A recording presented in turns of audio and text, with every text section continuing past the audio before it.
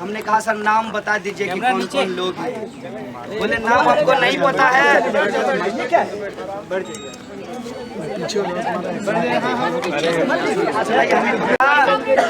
कि नाम हमको नहीं पता है, आप रजिस्ट्रार से पूछ लीजिए।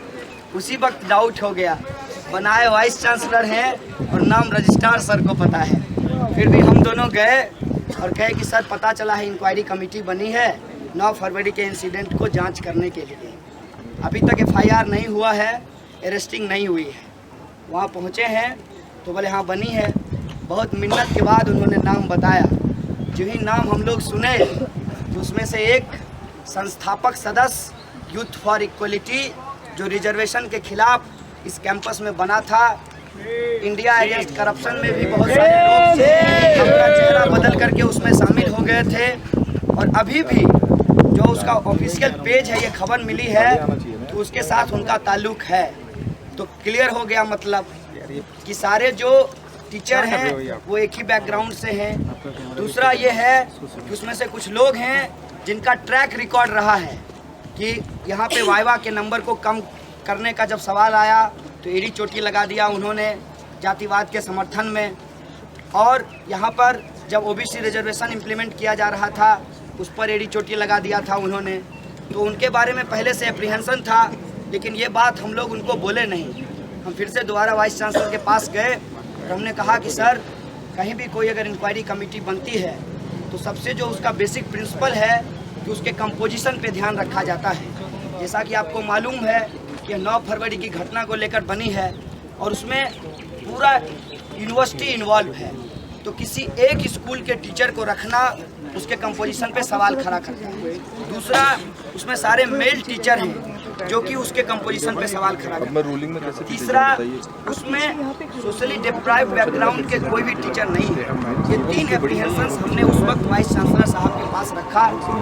कोई कॉन्क्रीट बातचीत नहीं थी, तब तक मालूम नहीं था कि JNU के खिलाफ इतनी बड़ी साजिश रची जा रही है, इसकी जानकारी नहीं थी। ये 11 तारीख की बात मैं बता रहा हूँ।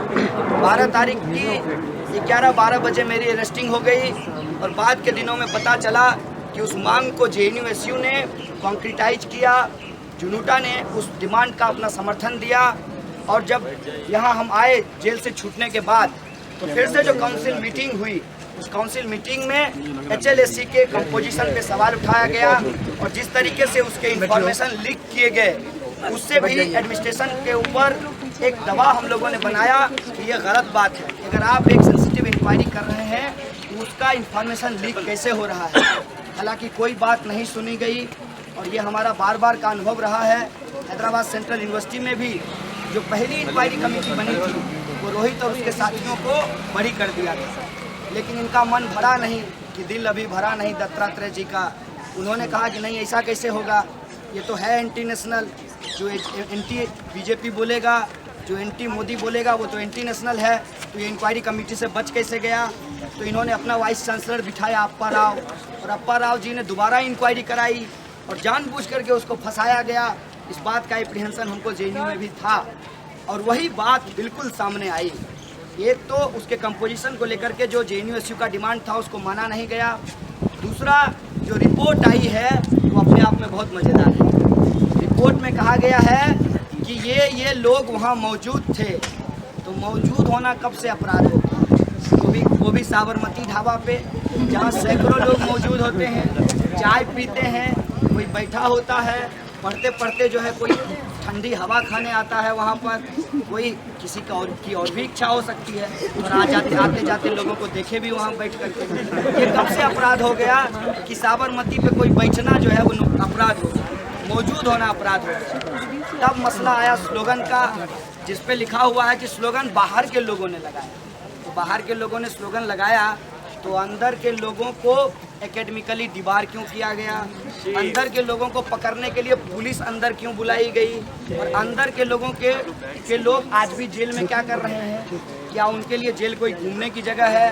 वाइस चांसलर साहब ने कहा कि ऐसा है कि तुम तो स्लोगन नहीं लगाओ हो, लेकिन थोड़ा घूम के आ जाओ जेल से, देख के आ जाओ। ये क्या मसला क्या है। इसका मतलब यह है कि वाइस चांसलर साहब को 9 तारीख को ही एक डिसीजन लेना चाहिए था कि यूनिवर्सिटी की अपनी ऑटोनॉमी होती है। हम स्मृति ईरानी जी से तनख्वाह नहीं लेते हैं।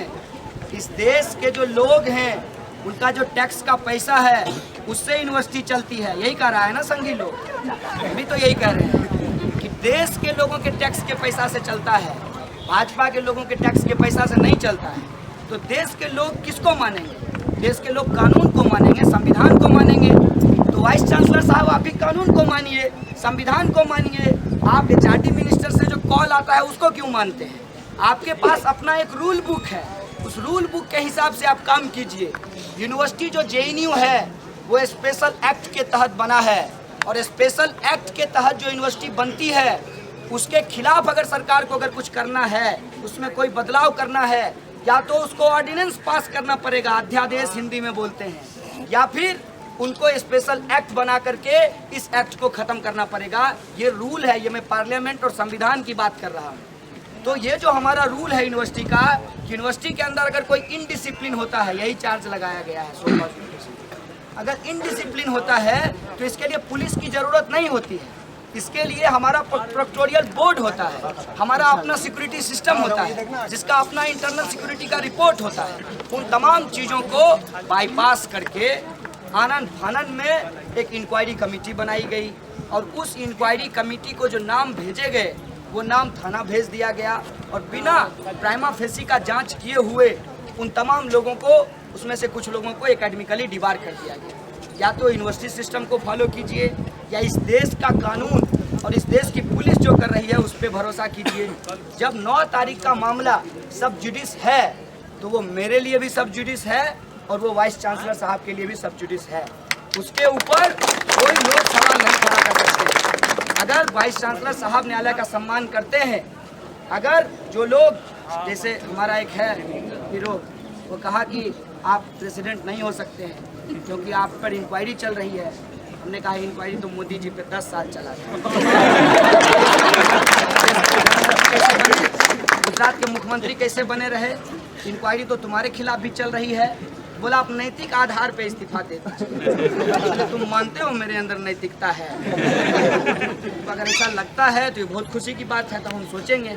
लेकिन तुम तो मानते हो कि हम तो तुम्हारे लिए अनैतिक हैं, तो कानून की बात करो, संविधान की बात करो। और कानून और संविधान में प्रेसिडेंट और जनरल सेक्रेटरी का टेन्योर 1 साल का होता है। हालांकि हम फेल होंगे नहीं, लेकिन अगर फेल हो भी जाते तब भी प्रेसिडेंट ही रहते, क्योंकि हम इलेक्टेड प्रेसिडेंट हैं, इलेक्टेड जनरल सेक्रेटरी। तुम्हारे मुंह उठा करके इस्तीफा मांगने से इस्तीफा नहीं होगा, और हम तो प्रेसिडेंट नहीं रहेंगे। हम इसके लिए भी प्रावधान है। उसका प्रावधान ये है कि तुम स्टूडेंट्स का सिग्नेचर लो, extraordinary university general body meeting बुलाओ, और वहाँ पे मेरे खिलाफ अविश्वास प्रस्ताव ला करके मुझे हटा दो। लेकिन ये तो हो नहीं सकता। 4 काउंसिलर उसके समर्थन में नहीं जुटे काउंसिल मीटिंग में, तो बाहर जनता कहाँ उसके पक्ष में जुटेगी? ये बात वो भी जानता था। तो पूरे मीटिंग में जो है हंगामा करते रहा, और वहाँ जो काउंसिलर थी, खास करके जो विमेन काउंसिलर्स हैं, उनकी सहमति के बिना ये प्राइवेसी ब्रीच करने का मसला है। इनके लोग फिर से जो है एक खास न्यूज चैनल के लिए वीडियो बना रहे थे, ताकि वो फिर शाम में जाकर के ताल ठोकने लगे। आशा देखिए इनकी। अमित शाह ने कहा था कि बिहारियों का DNA में गड़बड़ी है। आजकल ये न्यूज चैनल हमारा भी DNA चेक कर रहा है। घबराइए मत, हमारा DNA हमारे माँ बाप चेक करेंगे, और JNU में पढ़ने वाले स्टूडेंट के माँ बाप उसका DNA जानते हैं। आप अपना DNA चेक मत करेंगे, उसका DNA चेक। तो वो वीडियो बना रहे थे काउंसिल मीटिंग का। किसी भी हाउस का वीडियो बनाना हाउस के कंसर्न के बिना, यह अनकॉन्स्टिट्यूशनल है, अनडेमोक्रेटिक है और इलीगल एक्ट है। ये एक्ट भी वो काउंसिल मीटिंग के तहत कर रहे थे। फिर पता चला, उन्होंने कहा कि हमारा रेजोल्यूशन नहीं पढ़ा गया। रेजोल्यूशन लिखा ही नहीं गया तो पढ़ा कैसे जाता? रेजोल्यूशन दिया ही नहीं गया तो रखा कैसे जाता? कोई रेजोल्यूशन ABVP की तरफ से नहीं आया। इसका मतलब ये है कि उनका पूरा ध्यान बुद्धा इन ट्रैफिक जाम में था, और थोड़ा सा जो है मेहनत करके सोचे कि चलो आज थोड़ा काउंसिल मीटिंग भी हो आते हैं। पहले कहा कि काउंसिल मीटिंग अनकॉन्स्टिट्यूशनल है, और फिर उसी अनकॉन्स्टिट्यूशनल मीटिंग में बैठ करके जनरल सेक्रेटरी को कह रहा था कि तुमसे ज़्यादा पावरफुल ज्वाइंट सेक्रेटरी। ये तमाम चीज़ें हुई। फाइनली जो एक रेजोल्यूशन पेश किया गया वह रेजोल्यूशन पास हुआ, और उस रेजोल्यूशन में साफ साफ कहा गया है कि JNU एडमिनिस्ट्रेशन ने HLEC को लेकर के जो हमारा कंसर्न है कि उसके कंपोजिशन पे जो हमने सवाल उठाए, हमने जो उसको लोकतांत्रिक बनाने का सवाल उठाया, उस सवाल को एड्रेस किए बिना इस इंक्वायरी कमेटी ने अपना रिपोर्ट सबमिट कर दिया। जब रिपोर्ट सबमिट किया तो स्टूडेंट्स ने जिनके ऊपर आरोप लगाए गए हैं, जिनको शो कॉज नोटिस भेजे गए हैं, उन लोगों ने रिपोर्ट मांगी, तो रिपोर्ट के नाम पे शुरू के 6 पन्ने उनको थमा दिया गया। यह बात जब यूनियन को पता चली तो यूनियन वाइस प्रेसिडेंट ने यूनियन के लेटर हेड पे एक लेटर लिख करके कहा कि पूरी रिपोर्ट हमको दीजिए। तो वाइस चांसलर साहब मुकर गए, बोले कि पूरी रिपोर्ट आपको नहीं देंगे, मतलब पूरी रिपोर्ट भी वो हमको देने के लिए तैयार नहीं है। और जो शोकॉज नोटिस आया है वो बहुत मजेदार है कि क्या इनडिसिप्लिन है ये वाइस चांसलर तय करेंगे। उसमें कोई भी स्पेसिफिक बात नहीं लिखी गई है। जैसे आप रेड लाइट तोड़ेंगे तो 200 रुपया जुर्माना, लाइसेंस नहीं होगा तो 500 रुपया जुर्माना, इस तरीके से कुछ भी स्पेसिफाई नहीं किया गया है कि आप इनडिसिप्लिन किए हैं, और आप इनडिसिप्लिन किए हैं कि नहीं किए हैं ये VC तय करेंगे। भाई साहब, ऐसे अगर इस देश को चलाओगे तो इस देश की 80% जनता इनडिसिप्लिन कर रही है, क्योंकि जो 20% लोग हैं उनको लगता है कि जो गरीब लोग हैं वो समाज पे बर्डन है। तो ये जो एडमिनिस्ट्रेशन है उनको भी ये 8000 स्टूडेंट अपने सर के ऊपर बर्डन लगते हैं। उनको लगता है कि सारे लोग यूनिवर्सिटी छोड़ करके चले जाएं। आज जब हम लोग यहाँ जमा हुए हैं तो एक बात क्लियरली समझना होगा, ना मसला HLEC का है, ना मसला रिपोर्ट का है, ना इस रिपोर्ट के आधार पे इनकी कार्रवाई का है। ये सब जो होगा सो होगा। जिसकी बुनियाद ही कमज़ोर हो उसका मंजिल कितना तगड़ा होगा ये हम सब लोग समझते हैं। तो HLEC का फॉर्मेशन जब गलत हुआ है तो उससे अच्छी रिपोर्ट आने की कोई संभावना नहीं है। कहते हैं कि बबूल के पेड़ में कोई आम का फल तो निकलेगा नहीं। अब भटनागर जैसे लोग HLEC में है हाई लेवल, तो वो किस लेवल का रिपोर्ट देंगे ये हम लोग पहले से जानते हैं। रिपोर्ट जब आ गई है तो शो कॉज का एक जो है प्रोपगेंडा रचा गया है कि हम देखिए कितने डेमोक्रेटिक हैं, कि पहले 1 दिन का समय दिया था, फिर थोड़ा सा समझे कि नहीं 1 दिन में जवाब देना थोड़ा मुश्किल हो सकता है, हम पर सवाल खड़ा हो सकता है कि 1 ही दिन का आप टाइम क्यों दिए, तो हमने तुरंत उसको एक्सटेंड करके 2 दिन कर दिया। तो ये इस तरीके का तमाम चीज़ हो रहा है। ऐसा लगे कि हमारे वाइस चांसलर एकदम अपने मन से निर्णय लेते हैं, बहुत डेमोक्रेटिक हैं और यूनिवर्सिटी को एकदम न्यूट्रली वो चलाना चाहते हैं। इसीलिए हम सब लोगों को तो शो कॉज भेजा ही भेजा, हमारे हीरो को भी भेज दिया है, लेकिन उसके जो चार्ज है वो उसको बता दिया गया। ये बहुत इंटरेस्टिंग है। हम लोगों को हमारी गलती नहीं बताई गई कि आपकी गलती क्या है स्पेसिफिकली। नारा लगाना गलती है कि खड़ा होना गलती है कि साबरमती पे जाके चाय पी लिए ये गलती है, कि यार जो लोग मारपीट कर रहे थे आपस में, नौकरी पाना था DU में, तो उनको आपने छुड़ा दिया कि भाई नौकरी ले लेना, लेकिन आपस में झगड़ा ये गलती है। ये तय नहीं हो पाया है। फिर भी जो हमारे साथ हमारे हीरो को भेजा है उसको तो बता दिया गया कि तुम बस रोके हो, ये तुम्हारी नहीं पता कि हमारी क्या गलती है, उसको पता है उसकी क्या गलती है, और मीडिया को भी पता है। कुछ लोगों ने कहा कि सुना तुम रेस्टिगेट हो गए हो, हम बोला कौन बताया, तो मीडिया में चल रहा है। हम बोले यार मीडिया बहुत मज़ेदार काम कर रही है कि उसको पता नहीं कौन इन्फॉर्मेशन देता है। हम गए पूछने के लिए उनसे PRO मैडम से कि मैडम आप एग्जैक्टली मीडिया को क्या प्रेस रिलीज भेजे हैं, ज़रा दिखा दीजिए मुझे। तो उन्होंने मुझे प्रेस रिलीज़ दिखाया, उसमें सिंपल सा लिखा हुआ था HLEC has submitted their report, action and recommendation everything and all students serve show cause notice. बस इतना ही न्यूज़ था। हम बोली पूरी डिटेल कहाँ से आ रही है कि स्लोगन बाहर के लोग लगाए, ये लोग वहाँ मौजूद थे, 21 लोगों को नोटिस भेजा गया। हम बोले कि या तो हमारे देश की मीडिया बहुत सजग हो गई है JNU को लेकर के, या फिर JNU के जो एडमिनिस्ट्रेशन में बैठे हुए लोग हैं वो हमको बताना ज़रूरी नहीं समझते। जो एक्यूज्ड हैं वो मीडिया को बताना ज़्यादा ज़रूरी समझते हैं। खैर कोई बात नहीं है, कुल मिलाकर के अच्छा माहौल है।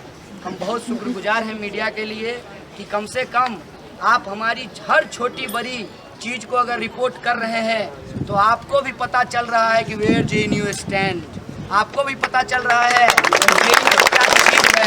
आपको भी पता चलेगा कि जब आप पिछले 22 दिन से क्लास यहाँ पे शूट कर रहे थे तो 2 छोटा छोटा छुटकू सा माइक था और बड़े बड़े एकेडमिशियन आकर के नेशनलिज्म पे अपना लेक्चर दे करके गए। बड़ा बड़ा सा माइक यहाँ लगा है देख लीजिए सामने, बहुत छोटा सा आदमी नेशनलिज्म के लिए आ रहा है,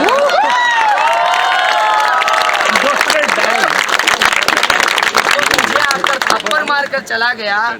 तब हमारे साथियों ने कहा कि जाने दो, जोश में आ गया है। अब वो आकर के बोलेंगे तो उन्होंने कह दिया था कि हमको डिस्टर्ब किया गया।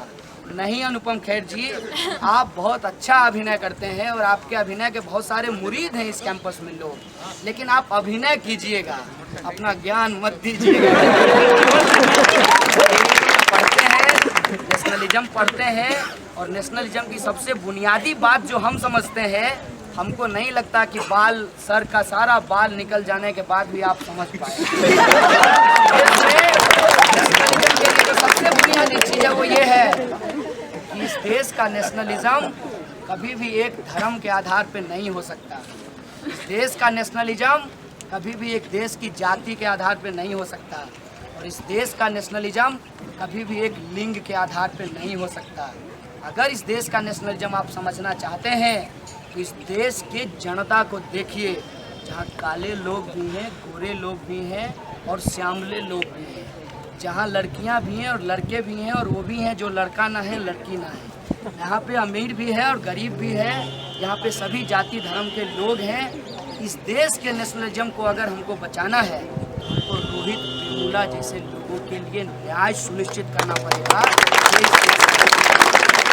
और इस नेशनलिज्म को हम समझते हैं, इस नेशनलिज्म के पक्ष में हम खड़ा होते हैं। तो आप क्या करते हैं? आपको कोई नहीं मिलता तो हम विद्यार्थियों के खिलाफ जो अपना फेलोशिप मांग रहा है, रोजगार मांग रहा है, उसके सामने आप सैनिकों को खड़ा कर देते हैं। भाई साहब, क्यों सैनिकों को हमसे लड़ा रहे हो? हम तो कहना चाहते हैं अपने देश के सेना से कि आप भी आइए मैदान पे, आप भी बनाइए अपना एसोसिएशन, आप भी मांगिए अपना 7th पे कमीशन और आप भी कहिए इस देश के अंदर हम अगर जान दे रहे हैं तो हमारे परिवारों की बात कौन करेगा? 1 रैंक 1 पेंशन की जो लड़ाई थी उसकी बात कौन करेगा? आज ये जो सवाल है देश के अंदर जो हम इंक्वायरी कमेटी पे उठा रहे हैं, उसमें क्या है बुनियादी बात? उसमें बुनियादी बात है डेमोक्रेसी। हम इंक्वायरी कमेटी को लोकतांत्रिक बनाने की बात कर रहे हैं। हम इंक्वायरी कमेटी में सभी जो डिप्राइव्ड बैकग्राउंड के लोग हैं उनकी बात ठीक से सुनी जाए, इसीलिए हम उसको उसके कंपोजिशन पे सवाल खड़ा कर रहे हैं। आप लड़कियों को इंक्वायरी के लिए बुलाएंगे और उसमें एक भी अगर महिला सदस्य नहीं होगी, इसका मतलब आप इस समाज की सच्चाई को नहीं समझते हैं। कैसे कोई लड़की जाकर के एक मेल प्रोफेसर के सामने अपने आप को डिफेंड करेगी कि ये हमारा पोजीशन है? शुरू से लेकर के अंत तक इसमें गड़बड़ी है। इस गड़बड़ी को एड्रेस कीजिए। अगर आप इस गड़बड़ी को एड्रेस करने के लिए तैयार हैं, तभी JNU जहां खड़ा होता है लोकतंत्र के पक्ष में, न्याय के पक्ष में, उस पर हम लोग खड़ा हो पाएंगे और यह जो पूरी की पूरी लड़ाई है उस लड़ाई को हम लोग आगे ले जा पाएंगे। एक सवाल और है जिसे एड्रेस करते हुए अपनी बात को ख़त्म करूंगा कि आज कॉमरेड उमर और बान का बेल का फैसला होना है। 4 बजे तक के लिए, पहले दोपहर में उस पर डिसीजन होना था, उसको 4 बजे तक के लिए रिजर्व कर दिया गया है। मैं बस एक बात कह देना चाहता हूँ कि अगर फैसला हमारे पक्ष में आया तब भी JNU को बचाने की लड़ाई जारी रहेगी। अगर फैसला हमारे विपक्ष में आया तब इस लड़ाई को और तेज की जाएगी। भी लड़ेंगे और लीगली भी लड़ेंगे, ये हमारा बैटल है। क्योंकि एक बात बस मैं आपको आगाह कर देना चाहता हूँ, कभी मत सोचिएगा प्रेसिडेंट जनरल सेक्रेटरी को इन्वेस्टिगेट कर देगा या कुछ मॉनेटरी फाइन हो जाएगा। ये इम्पोर्टेंट नहीं है। ये भी इम्पोर्टेंट नहीं है कि HLSC जैसा कोई कुछ बना दिया गया है बहुत हाई लेवल। ये भी इम्पोर्टेंट नहीं है कि उसका रिपोर्ट बहुत फर्जी है। तो सबसे इम्पोर्टेंट बात है उसको मैं पहले ही आपको बता रहा हूँ, जैसे मीडिया को कहा था कि नहीं चेतिएगा तो पीटेगा ये लोग। 15 तारीख को पीट दिया। उसी तरीके से आप लोगों को मैं बता रहा हूँ कि रेक्टर से और वाइस चांसलर से बात हुई है, उनको इस तरह की एक घटना का इंतजार था बहुत दिनों से। जो पुराने स्टूडेंट हैं वो जानते होंगे, और जब मैं भी आया था तब भी मैंने उसको देखा था कि एक बार यहाँ पर बाहर के कुछ लोगों ने कुछ लड़कियों को छेड़ दिया। उसके बाद बहुत हंगामा हुआ, पुलिस आई, दोनों तरफ गेट के इस तरफ स्टूडेंट, सामने बहुत ज़्यादा भारी मात्रा में पुलिस। उसके बाद से ही जब गाड़ियों की एंट्री शुरू हुई कैंपस में तो उसको टोकन दिया जाए। इस बार जो हुआ है, इस बार की तैयारी में आपको बता दूं, बड़े अच्छे इंजीनियर हैं हमारे वाइस चांसलर साहब। वो कह रहे थे कि सारा डेटाबेस होगा वहाँ कंप्यूटर पे, जब आपको फ़ोन किया जाएगा तो आपका डेटा मिलाया जाएगा। बोले ठीक है सर, मेन गेट पे करा लीजिए, दिक्कत नहीं है। तो उन्होंने जोर देकर कहा सारे गेट पर। बोले इसका क्या मतलब है, वॉशरूम के गेट पर भी कुछ रहेगा क्या? कहना क्या चाहते हैं आप सारे गेट पर? आप जो मेन एंट्री है वहाँ चेक कीजिए। लेकिन इनकी तैयारी ये है कि एड ब्लॉक, स्कूल के गेट पे, हॉस्टल के गेट पे, हर जगह ये सीसीटीवी कैमरा, और सड़कों पे ये सीसीटीवी कैमरा इंस्टॉल करना चाहते हैं। सीसीटीवी कैमरा से कोई दिक्कत नहीं है। अपना फोटो अगर हम लोग जाकर के देखें कंप्यूटर में, खुश होता है कि ऐसा है, इसमें कोई दिक्कत नहीं है, क्योंकि हम लोग कुछ गलत करते नहीं, इसे बहुत बेफिक्र रहते हैं। जेल में थे तो सीसीटीवी कैमरा लगा हुआ था, ध्यान भी नहीं रहता था कि सीसीटीवी कैमरा, अपना जैसे रहते हैं। लेकिन दिक्कत ये है, फिर से उसको कोई अगर डॉक्टर कर दिया था,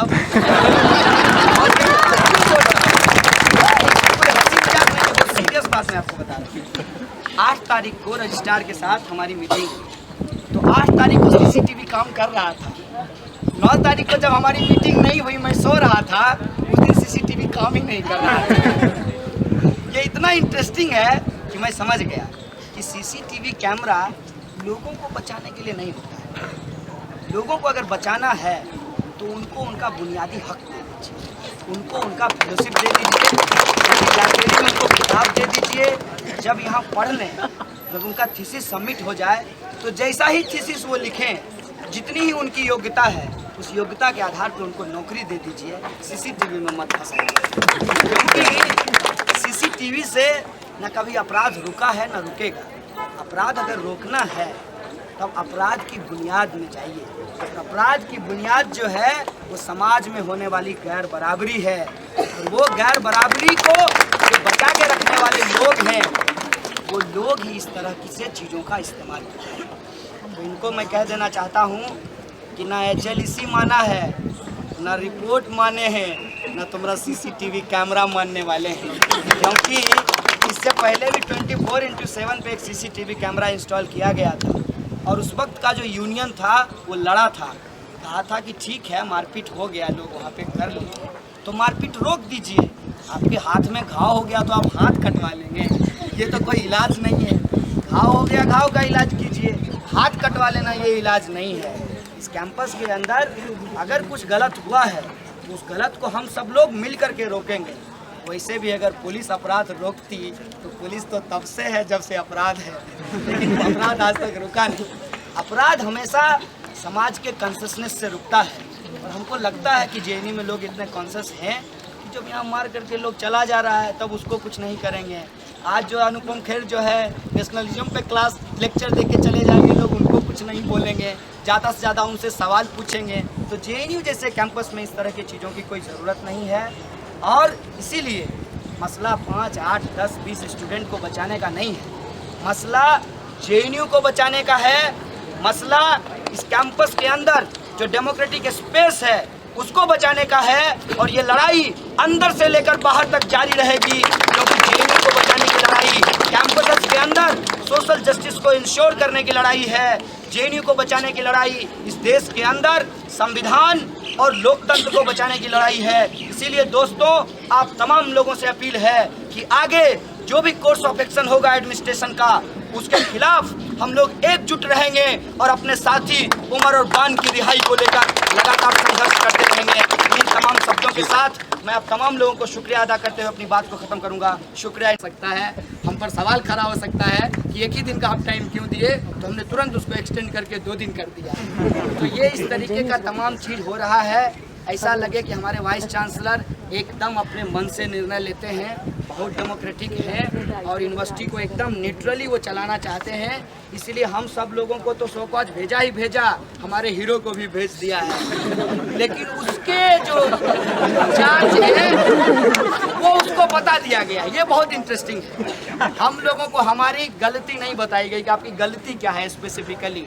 नारा लगाना गलती है कि खड़ा होना गलती है कि साबरमती पे जाके चाय पी लिए ये गलती है कि यार जो लोग मारपीट कर रहे थे आपस में, नौकरी पाना था डीयू में, तो उनको आपने छुड़ा दिया कि भाई नौकरी ले लेना, लेकिन आपस में झगड़ा ये गलती है, ये तय नहीं हो पाया है।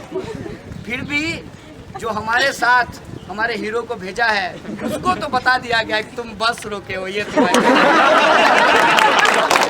नहीं पता कि हमारी क्या गलती है, उसको पता है उसकी क्या गलती है और मीडिया को भी पता है। कुछ लोगों ने कहा कि सुना तुम रेस्टिगेट हो गए हो, हम बोला कौन बताया, तो मीडिया में चल रहा है। हम बोले यार मीडिया बहुत मज़ेदार काम कर रही है कि उसको पता नहीं कौन इन्फॉर्मेशन देता है। हम गए पूछने के लिए उनसे, PRO मैडम से, कि मैडम आप एग्जैक्टली मीडिया को क्या प्रेस रिलीज भेजे हैं, ज़रा दिखा दीजिए मुझे। तो उन्होंने मुझे प्रेस रिलीज दिखाया, उसमें सिंपल सा लिखा हुआ था HLEC has submitted their report, action and recommendation everything and all students serve show cause notice. बस इतना ही न्यूज़ था। हम बोली पूरी डिटेल कहाँ से आ रही है कि स्लोगन बाहर के लोग लगाए, ये लोग वहाँ मौजूद थे, 21 लोगों को नोटिस भेजा गया। हम बोले कि या तो हमारे देश की मीडिया बहुत सजग हो गई है JNU को लेकर के, या फिर JNU के जो एडमिनिस्ट्रेशन में बैठे हुए लोग हैं वो हमको बताना ज़रूरी नहीं समझते, जो एक्यूज़ हैं वो मीडिया को बताना ज़्यादा ज़रूरी समझते हैं। खैर कोई बात नहीं है, कुल मिलाकर के अच्छा माहौल है। हम बहुत शुक्रगुजार हैं मीडिया के लिए कि कम से कम आप हमारी हर छोटी बड़ी चीज़ को अगर रिपोर्ट कर रहे हैं तो आपको भी पता चल रहा है कि वेयर JNU स्टैंड, आपको भी पता चल रहा है क्या चीज़ है। आपको भी पता चलेगा कि जब आप पिछले 22 दिन से क्लास यहाँ पे शूट कर रहे थे तो 2 छोटा छोटा छुटकू सा माइक था और बड़े बड़े एकेडमिशियन आकर के नेशनलिज्म पे अपना लेक्चर दे करके गए। बड़ा बड़ा सा माइक यहाँ लगा है, देख लीजिए सामने। बहुत छोटा सा आदमी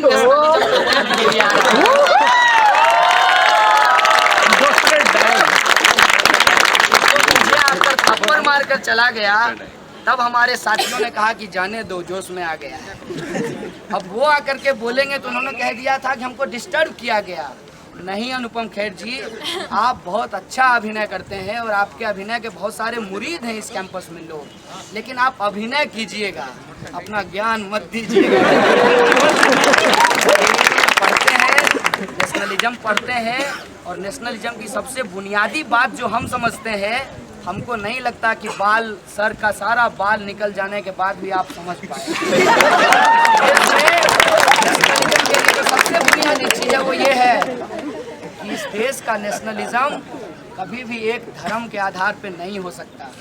इस देश का नेशनलिज्म कभी भी एक देश की जाति के आधार पर नहीं हो सकता और इस देश का नेशनलिज्म कभी भी एक लिंग के आधार पर नहीं हो सकता।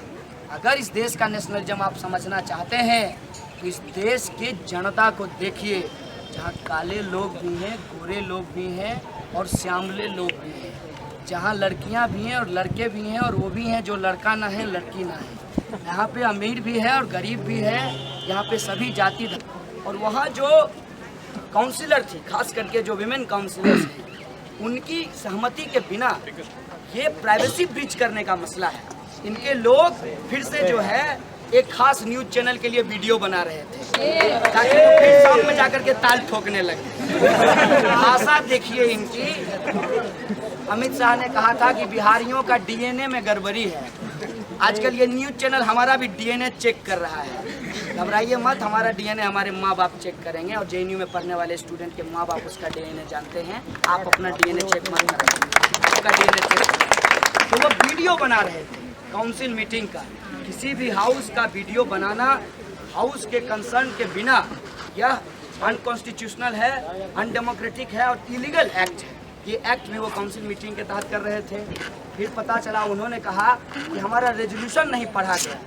रेजोल्यूशन लिखा ही नहीं गया तो पढ़ा कैसे जाता? रेजोल्यूशन दिया ही नहीं गया तो रखा कैसे जाता?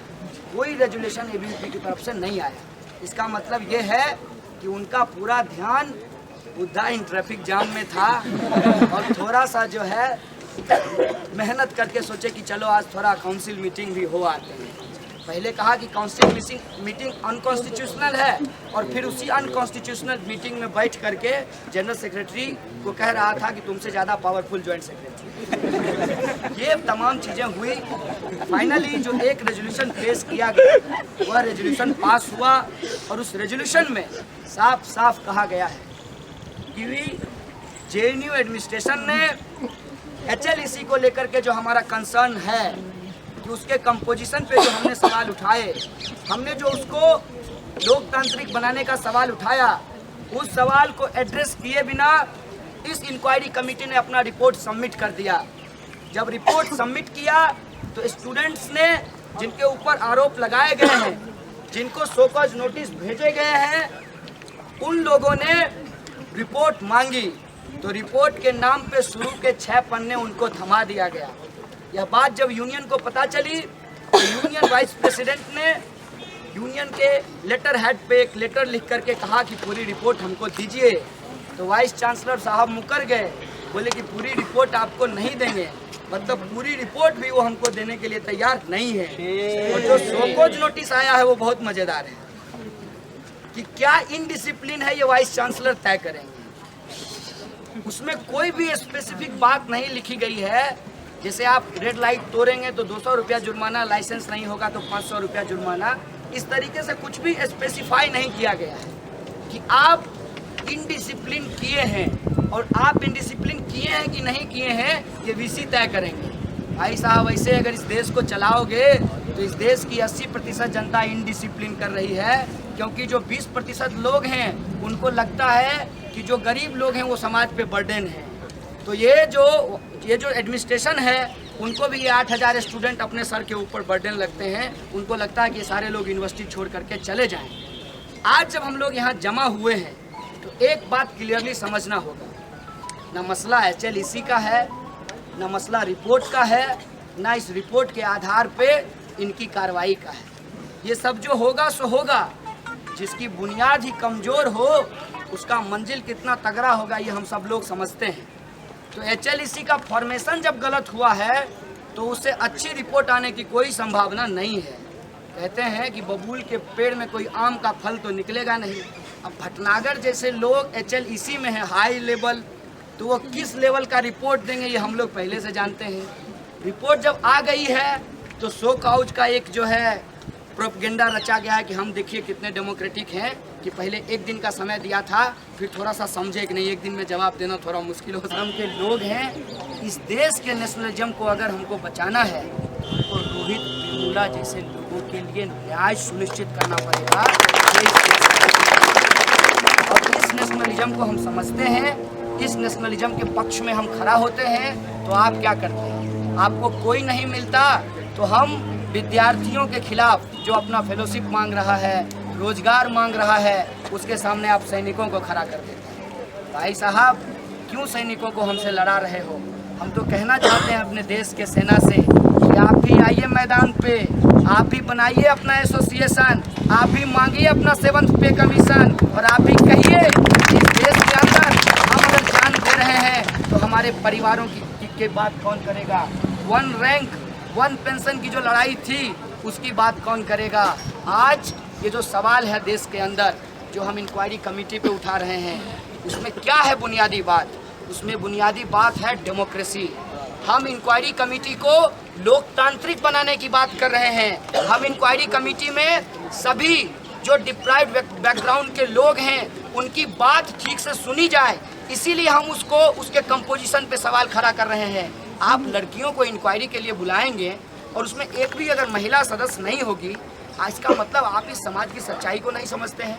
कैसे कोई लड़की जाकर के एक मेल प्रोफेसर के सामने अपने आप को डिफेंड करेगी कि ये हमारा पोजीशन है?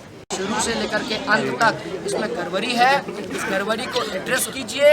अगर आप इस गड़बड़ी को एड्रेस करने के लिए तैयार हैं, तभी जेएनयू जहां खड़ा होता है लोकतंत्र के पक्ष में, न्याय के पक्ष में, उस पर हम लोग खड़ा हो पाएंगे और यह जो पूरी की पूरी लड़ाई है उस लड़ाई को हम लोग आगे ले जा पाएंगे। एक सवाल और है जिसे एड्रेस करते मैं अपनी बात को ख़त्म करूंगा कि आज कॉमरेड उमर और बान का बेल का फैसला होना है।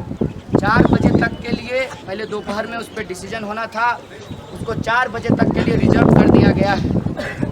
मैं बस एक बात कह देना चाहता हूँ कि अगर फैसला हमारे पक्ष में आया तब भी जेएनयू को बचाने की लड़ाई जारी रहेगी। अगर फैसला हमारे विपक्ष में आया तब इस लड़ाई को और तेज की जाएगी और लीगली भी लड़ेंगे। ये हमारा बैटल है। क्योंकि एक बात बस मैं आपको आगाह कर देना चाहता हूँ, कभी मत सोचिएगा प्रेसिडेंट जनरल सेक्रेटरी को इन्वेस्टिगेट कर देगा या कुछ मॉनेटरी फाइन हो जाएगा। ये इम्पोर्टेंट नहीं है। ये भी इम्पोर्टेंट नहीं है कि HLSC जैसा कोई कुछ बना दिया गया है बहुत हाई लेवल। ये भी इम्पोर्टेंट नहीं है कि उसका रिपोर्ट बहुत फर्जी है। तो सबसे इम्पोर्टेंट बात है, उसको मैं पहले ही आपको बता रहा हूँ, जैसे मीडिया को कहा था कि नहीं चेतिएगा तो पीटेगा ये। 15 तारीख को पीट दिया। उसी तरीके से आप लोगों को मैं बता रहा हूँ कि रेक्टर से और वाइस चांसलर से बात हुई है। उनको इस तरह की एक घटना का इंतजार था बहुत दिनों से। जो पुराने स्टूडेंट हैं वो जानते होंगे, और जब मैं भी आया था तब भी मैंने उसको देखा था कि एक बार यहाँ पर बाहर के कुछ लोगों ने कुछ लड़कियों को छेड़ दिया। उसके बाद बहुत हंगामा हुआ, पुलिस आई, दोनों तरफ गेट के इस तरफ स्टूडेंट, सामने बहुत ज़्यादा भारी मात्रा में पुलिस। उसके बाद से ही जब गाड़ियों की एंट्री शुरू हुई कैंपस में तो उसको टोकन दिया जाए। इस बार जो हुआ है, इस बार की तैयारी में आपको बता दूँ, बड़े अच्छे इंजीनियर हैं हमारे वाइस चांसलर साहब। वो कह रहे थे कि सारा डेटाबेस होगा वहाँ कंप्यूटर में, जब आपको फ़ोन किया जाएगा तो आपका डेटा मिलाया जाएगा। बोले ठीक है सर, मेन गेट पे करा लीजिए, दिक्कत नहीं है। तो उन्होंने जोर देकर कहा सारे गेट पर। बोले इसका क्या मतलब है? वॉशरूम के गेट पर भी कुछ रहेगा क्या? कहना क्या चाहते हैं आप सारे गेट पर? आप जो मेन एंट्री है वहाँ चेक देखे भी वहाँ बैठ करके। ये कब से अपराध हो गया कि साबरमती पे कोई बैठना जो है वो अपराध हो, मौजूद होना अपराध हो गया। तब मसला आया स्लोगन का, जिस पे लिखा हुआ है कि स्लोगन बाहर के लोगों ने लगाया। तो बाहर के लोगों ने स्लोगन लगाया तो अंदर के लोगों को एकेडमिकली डिबार क्यों किया गया? अंदर के लोगों को पकड़ने के लिए पुलिस अंदर क्यों बुलाई गई? और अंदर के लोगों के लोग आज भी जेल में क्या कर रहे हैं? क्या उनके लिए जेल कोई घूमने की जगह है? वाइस चांसलर साहब ने कहा कि ऐसा है कि तुम तो स्लोगन नहीं लगाओ हो, लेकिन थोड़ा घूम के आ जाओ जेल से, देख के आ जाओ। ये क्या मसला क्या है? इसका मतलब यह है कि वाइस चांसलर साहब को 9 तारीख को ही एक डिसीजन लेना चाहिए था कि यूनिवर्सिटी की अपनी ऑटोनॉमी होती है। हम स्मृति ईरानी जी से तनख्वाह नहीं लेते हैं। इस देश के जो लोग हैं उनका जो टैक्स का पैसा है उससे यूनिवर्सिटी चलती है। यही कह रहा है ना संघी लोग, भी तो यही कह रहे हैं कि देश के लोगों के टैक्स के पैसा से चलता है, भाजपा के लोगों के टैक्स के पैसा से नहीं चलता है। तो देश के लोग किसको मानेंगे? देश के लोग कानून को मानेंगे, संविधान को मानेंगे। तो वाइस चांसलर साहब आप भी कानून को मानिए, संविधान को मानिए। आप HRD मिनिस्टर से जो कॉल आता है उसको क्यों मानते हैं? आपके पास अपना एक रूल बुक है, उस रूल बुक के हिसाब से आप काम कीजिए। यूनिवर्सिटी जो JNU है वो स्पेशल एक्ट के तहत बना है, और स्पेशल एक्ट के तहत जो यूनिवर्सिटी बनती है उसके खिलाफ अगर सरकार को अगर कुछ करना है, उसमें कोई बदलाव करना है, या तो उसको ऑर्डिनेंस पास करना पड़ेगा, अध्यादेश हिंदी में बोलते हैं, या फिर उनको स्पेशल एक्ट बना करके इस एक्ट को खत्म करना पड़ेगा। ये रूल है, ये मैं पार्लियामेंट और संविधान की बात कर रहा हूँ। तो ये जो हमारा रूल है यूनिवर्सिटी का, यूनिवर्सिटी के अंदर अगर कोई इनडिसिप्लिन होता है, यही चार्ज लगाया गया है, अगर इनडिसिप्लिन होता है तो इसके लिए पुलिस की जरूरत नहीं होती है। इसके लिए हमारा प्रोक्टोरियल बोर्ड होता है, हमारा अपना सिक्योरिटी सिस्टम होता है, जिसका अपना इंटरनल सिक्योरिटी का रिपोर्ट होता है। उन तमाम चीज़ों को बाईपास करके आनन फानन में एक इंक्वायरी कमेटी बनाई गई, और उस इंक्वायरी कमेटी को जो नाम भेजे गए वो नाम थाना भेज दिया गया और बिना प्राइमा फेसी का जांच किए हुए उन तमाम लोगों को, उसमें से कुछ लोगों को एकेडमिकली डिबार कर दिया गया। या तो यूनिवर्सिटी सिस्टम को फॉलो कीजिए या इस देश का कानून और इस देश की पुलिस जो कर रही है उस पर भरोसा कीजिए। जब 9 तारीख का मामला सब जुडिस है तो वो मेरे लिए भी सब जुडिस है और वो वाइस चांसलर साहब के लिए भी सब जुडिस है। उसके ऊपर कोई लोग सवाल नहीं खड़ा कर सकते। अगर वाइस चांसलर साहब न्यायालय का सम्मान करते हैं, अगर जो लोग, जैसे हमारा एक है हीरो, वो कहा कि आप प्रेसिडेंट नहीं हो सकते हैं क्योंकि आप पर इंक्वायरी चल रही है। हमने कहा इंक्वायरी तो मोदी जी पे 10 साल चला था। गुजरात के मुख्यमंत्री कैसे बने रहे, इंक्वायरी तो तुम्हारे खिलाफ भी चल रही है। बोला आप नैतिक आधार पे इस्तीफा देते। तुम मानते हो मेरे अंदर नैतिकता है? तो अगर ऐसा लगता है तो ये बहुत खुशी की बात है, तो हम सोचेंगे। लेकिन तुम तो मानते हो कि हम तो तुम्हारे लिए अनैतिक हैं, तो कानून की बात करें, संविधान की बात करें। और कानून और संविधान में प्रेसिडेंट और जनरल सेक्रेटरी का टेन्योर 1 साल का होता है। हालांकि हम फेल होंगे नहीं, लेकिन अगर फेल हो भी जाते तब भी प्रेसिडेंट ही रहते, क्योंकि हम इलेक्टेड प्रेसिडेंट हैं, ये इलेक्टेड जनरल सेक्रेटरी। तुम्हारे मुंह उठा करके इस्तीफा मांगने से इस्तीफा नहीं हो जाता। और हम तो प्रेसिडेंट नहीं रहेंगे, हम इसके लिए भी प्रावधान है।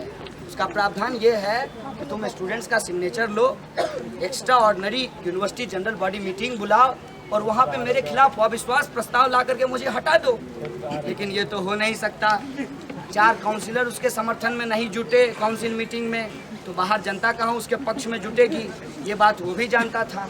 तो पूरे मीटिंग में जो है हंगामा करते रहा। हमने कहा सर नाम बता दीजिए कि कौन कौन लोग हैं। बोले नाम हमको नहीं पता है।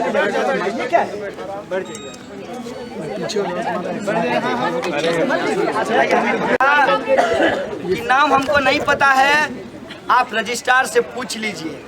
उसी वक्त डाउट हो गया, बनाए वाइस चांसलर हैं और नाम रजिस्ट्रार सर को पता है।